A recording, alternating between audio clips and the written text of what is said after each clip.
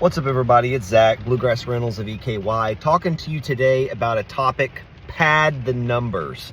Bad contractors will not encourage you to pad your numbers. Their bids for what you're wanting to do won't include the idea of overhead, a 10 to 20% overhead on their bid that you need to have in order to be sure that if you run over, you've got some padding on your numbers. Bad contractors do not care what happens to you. They do not care about your project. They don't care if you finish it. They really don't care if you live or if you die, financially and probably literally.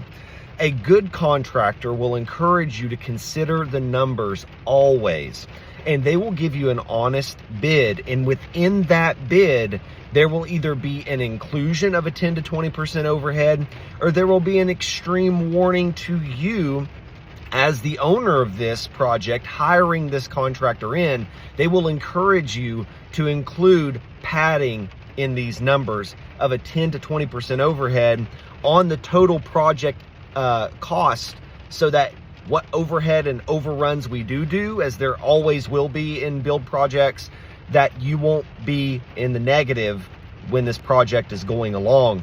The book of Proverbs, I believe it is, in the Bible, talks about considering the numbers so that you don't go and build and then come up short and then people make fun of you because you couldn't finish the project. That's kind of where I'm at.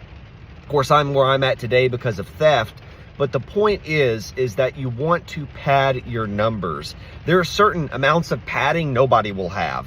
My project was a $260,000 project, and wherein $130,000 in terms of poor labor and outright theft were done to me. No, I didn't have half the project's cost in padding.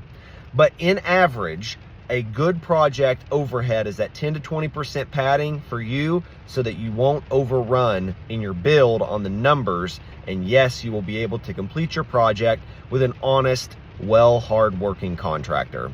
So again, remember, pad the numbers.